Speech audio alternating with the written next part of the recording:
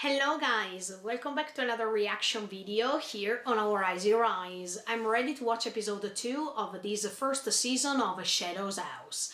But before starting this video, I just want to remind you to subscribe to the channel, click on the notification bell, leave a like to support me, and join me in this, I have to say, great adventure for the moment. Okay, in the previous episode we got in touch with Emily Co, that is the living doll of Miss Kate. Let's see what's going to happen now. Are you ready to join me with this? Check it out.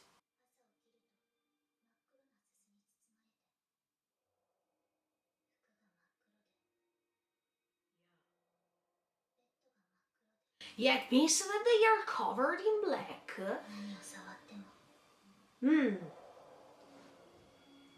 And in fact, Emily can't touch her hands. I mean, yes, she has to wear gloves so she can touch.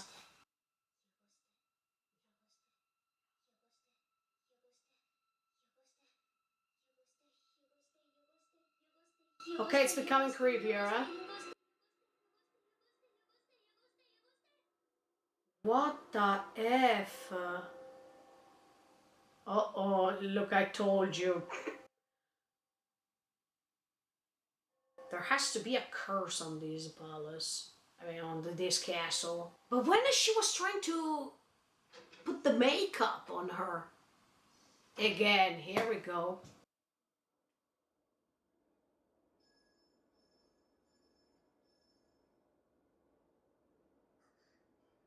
Here we go. She wakes up. She eats. Yeah, she seems like a doll, to be honest. A real doll that is animating herself. But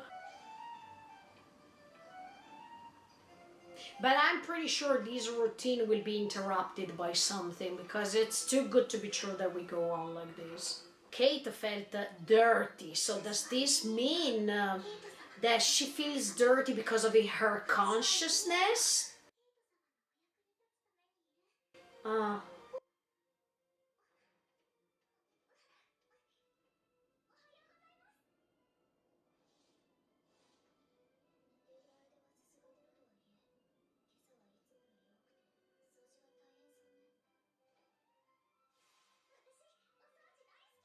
okay. Oh.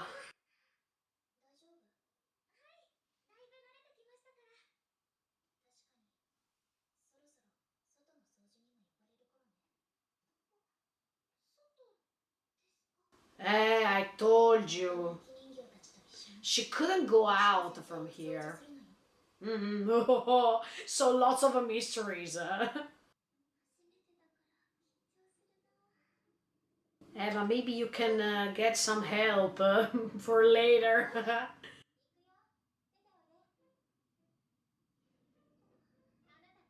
Okay, that's already number 1.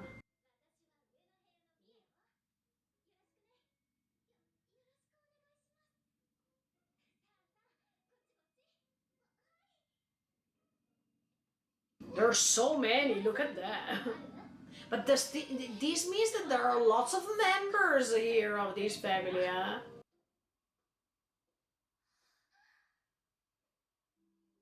What did she see? Oh, what the F! I told you there are so many here! Wow. That's convenient. Why they have those masks? Is it because they had to clean ceiling?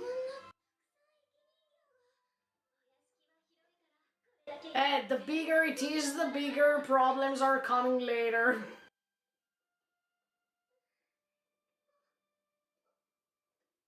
How can a living doll be shy? I mean, okay, it's living, but does this mean that these dolls are also feeling as human beings?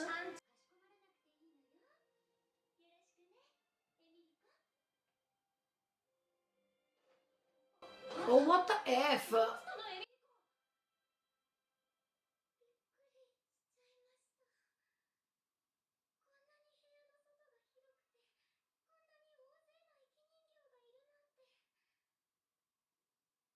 But it's like when you go to discover the world, actually.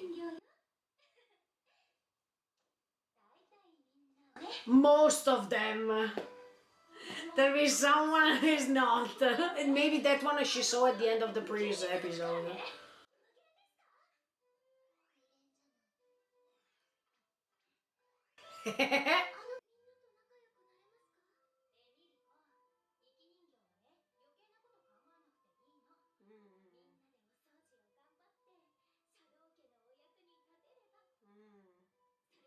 It means until you are fine and you follow the orders is okay. If you're not,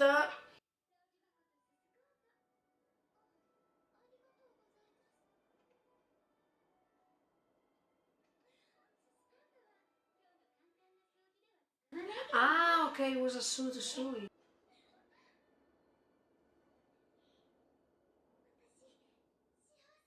Okay, they can feel as if they are human beings.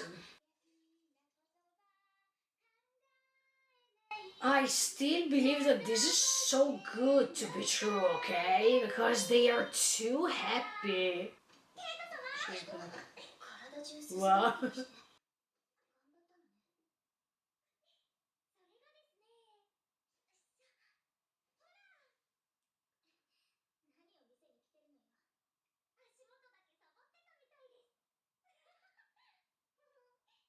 And that's what I was thinking when she was when Kate was saying I'm dirty, I'm dirty. Maybe she has to be wiped out.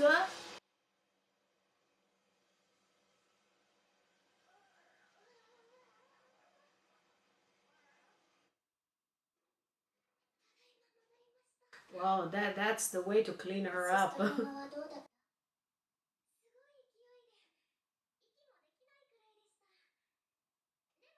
So what if Kate goes over there?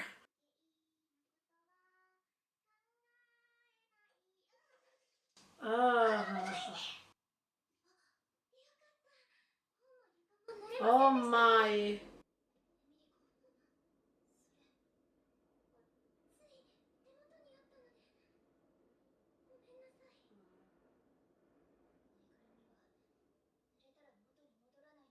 Eh.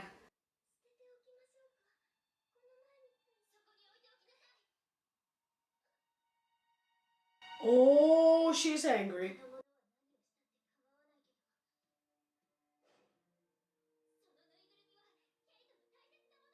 Oh.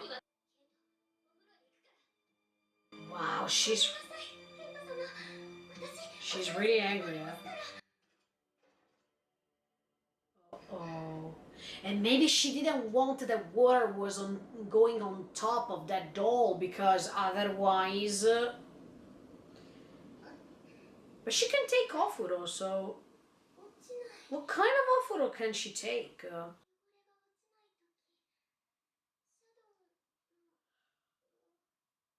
No, she can't still read that. No, no, she will never read it to you, of course. No, don't cry. Maybe.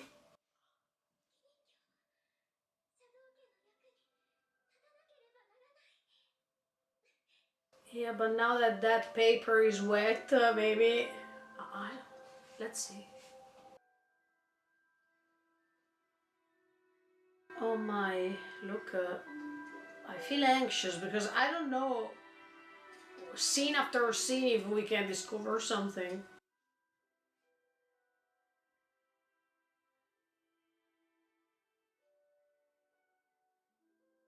But will she be happy for this or?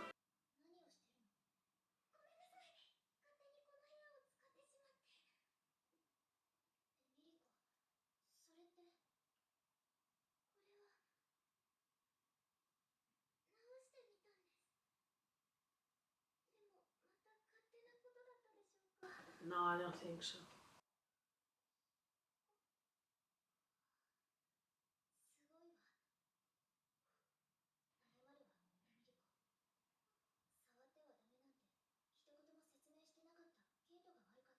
But why she's always talking about her in third person?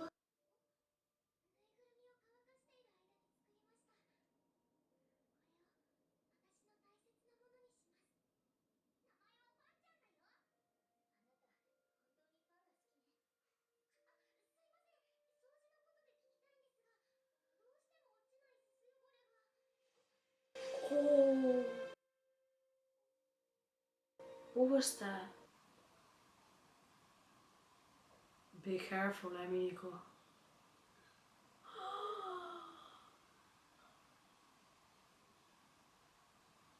Maybe her toy is falling now, right? Ah, here we go. Here we go.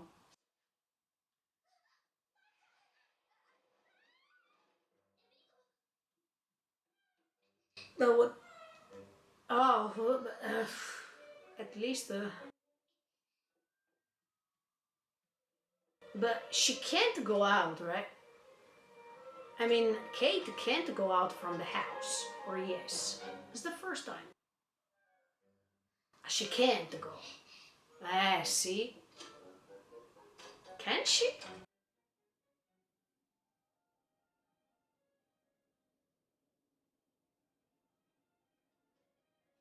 Why did she wanted to check if there's somebody or not? Well, this is interesting.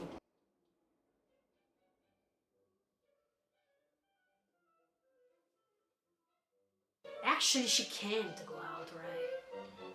Maybe she couldn't even go out from her room. Because she's always there. I mean...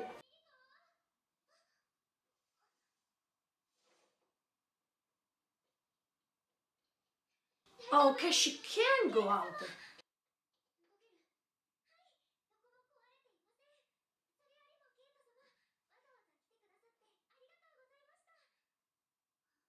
Yeah, but is that okay? See?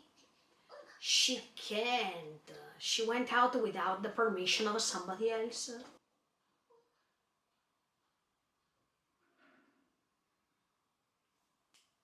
Oh, guys, these shadows are perfectly the same as the living doll.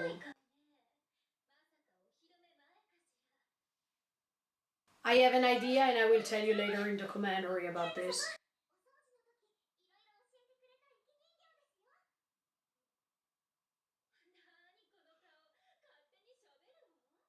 Oh, they are moving in the same way.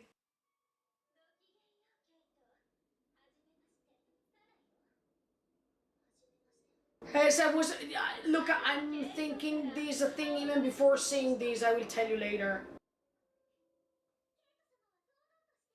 They are not moving the same, but they are. Don't tell me that those shadows were human beings at the beginning, but something had to be done on them so they could take out their humanity. So they are forced to be shadows now?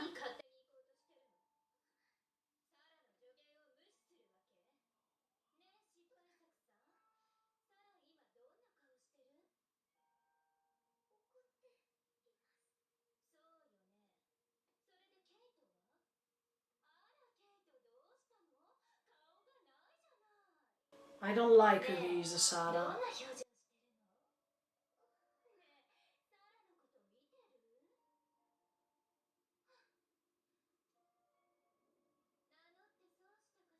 I mean, she's reflecting all the facial expression of Sarah. I mean, this Mia.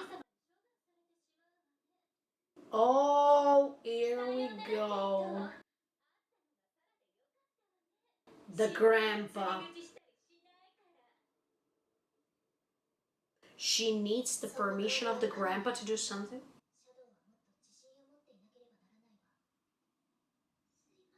That's why... Okay. That's why in the previous episode she was saying that she's like a mirror or something.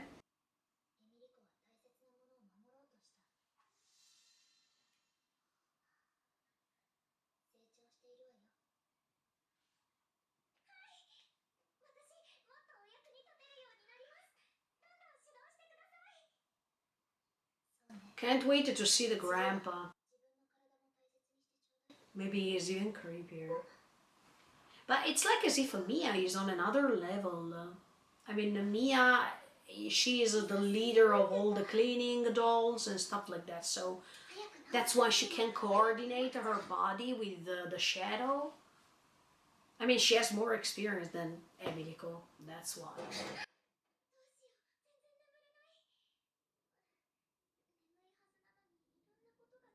Oh, now she's going to discover something.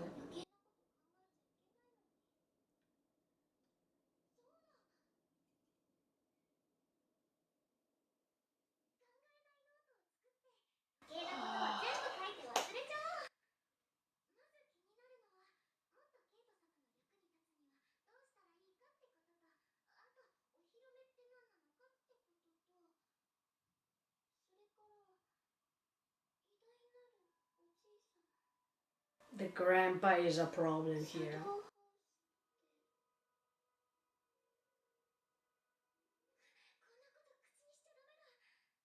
No, no, talk, we need to know.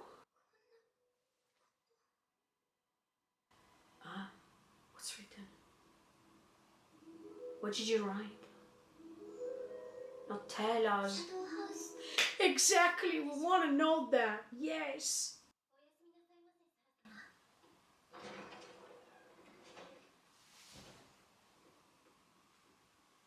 I don't like Mia.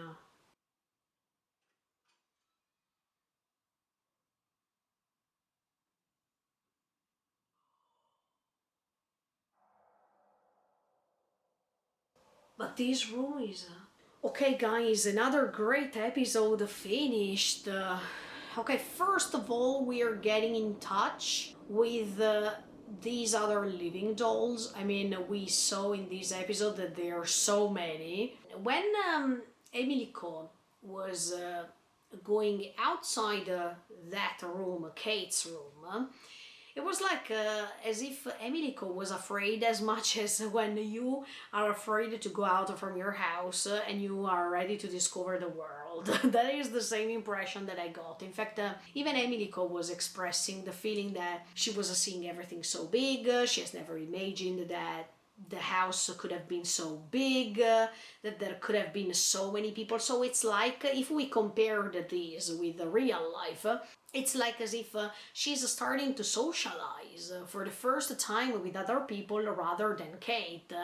It's like when a baby is going to the kindergarten the first time, he or she's seeing lots of baby girls and baby boys she has never seen, and it's time to say goodbye to mommy for some hours in which she's going to socialize with others. I got that feeling, and of course, Emilico was afraid to do something like this because she has never made it something like this before. So, as you can see, even the anxiety to step into something you have never tried to do. This is something great that in this episode was clearly underlined.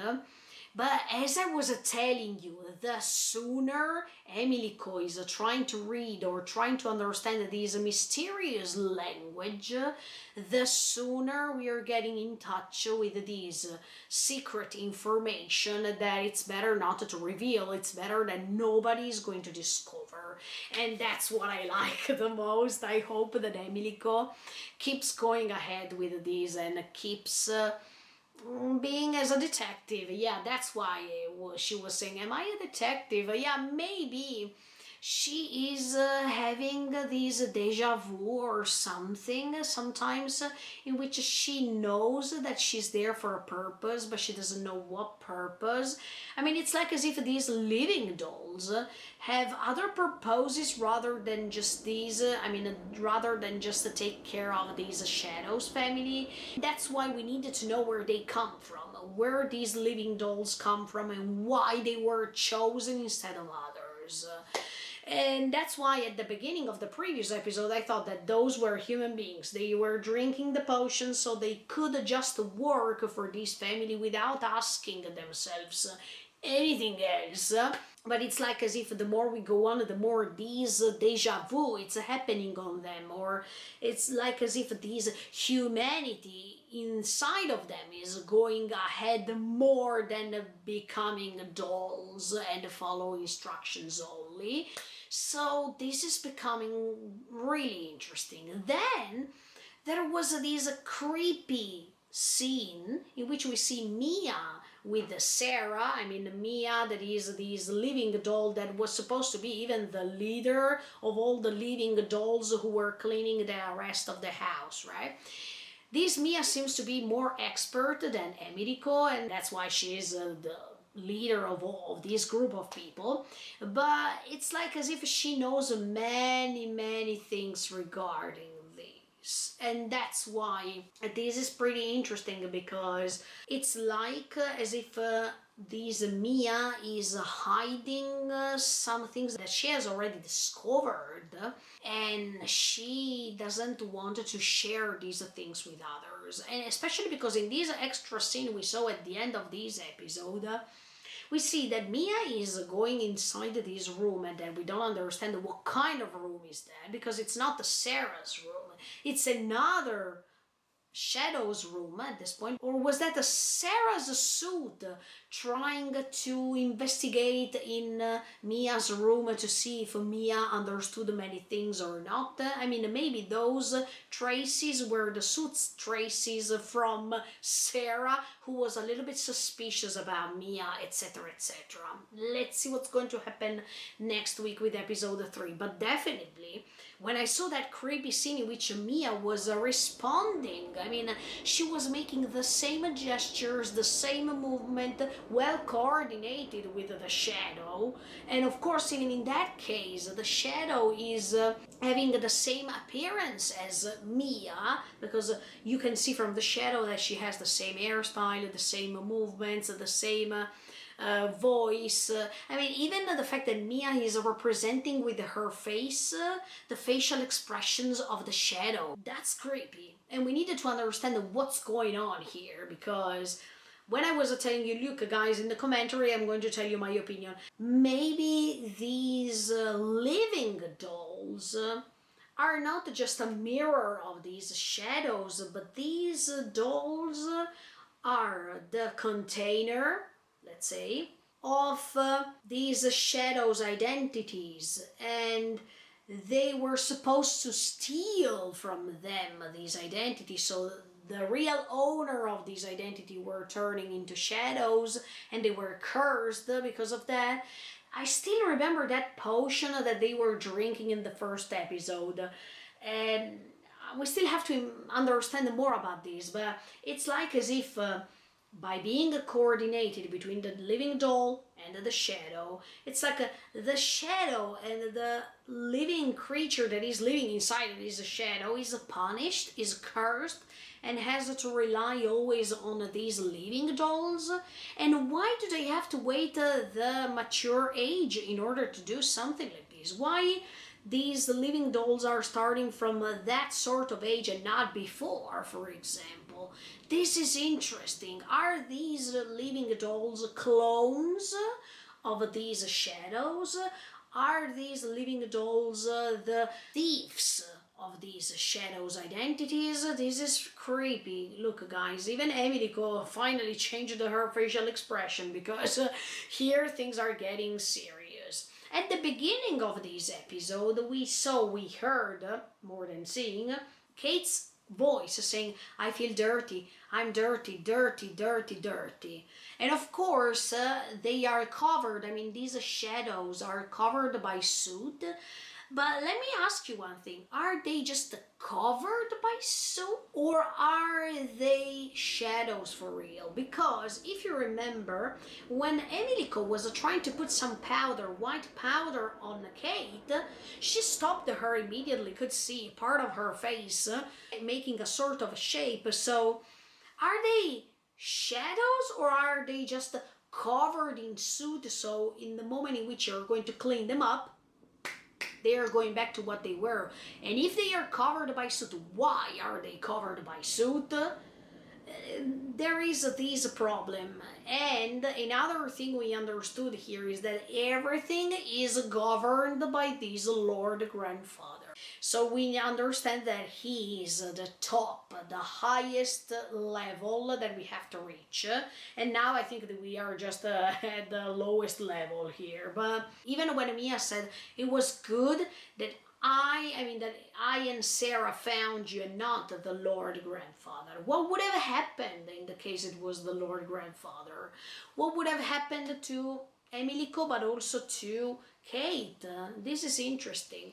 But going back with what I was saying before, they are covered in soot, and you all know that soot is found, let's say, when you clean the chimneys, right? I opened just a bracket that it doesn't have anything to do with this story, but I remember that when I was studying Dickens, Dickens was so great by analyzing or by describing these baby boys, baby girls who were covered in soot because they had to work. I mean, the kids were there in London to work as chimney cleaners. I mean, they were covered in soot, and I remember this vision while I was reading Dickens' books, in which he was describing so well these kids and the suffering they were feeling, the way in which they were used to work and to feel as if they were tools,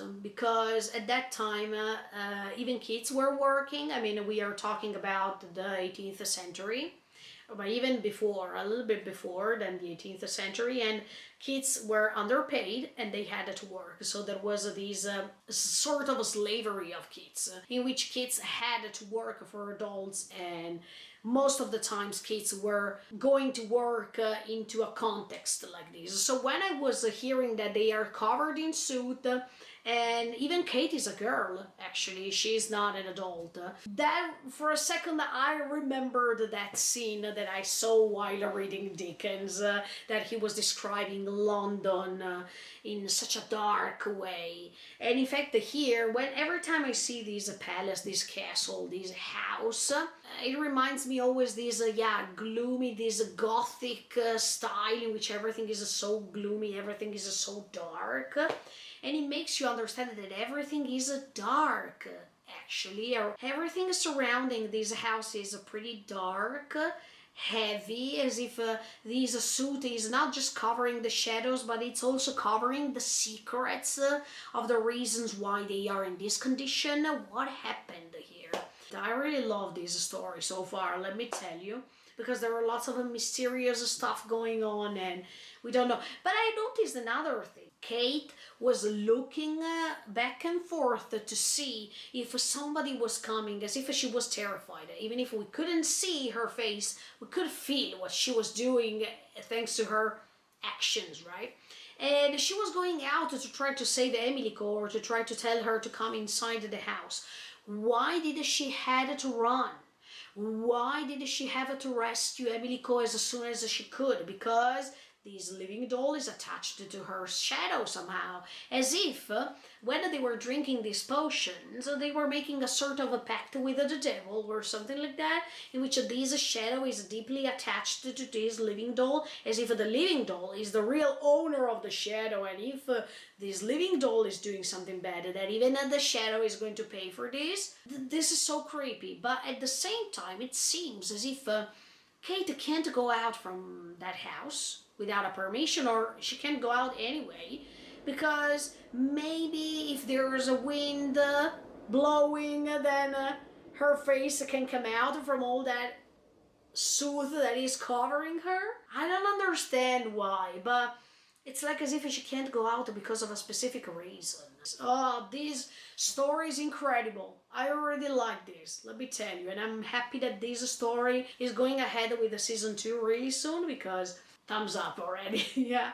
Okay guys, I think for this episode that is it. I hope you enjoyed, and stay tuned, because next week I come back with episode 3 of Shadows House season 1.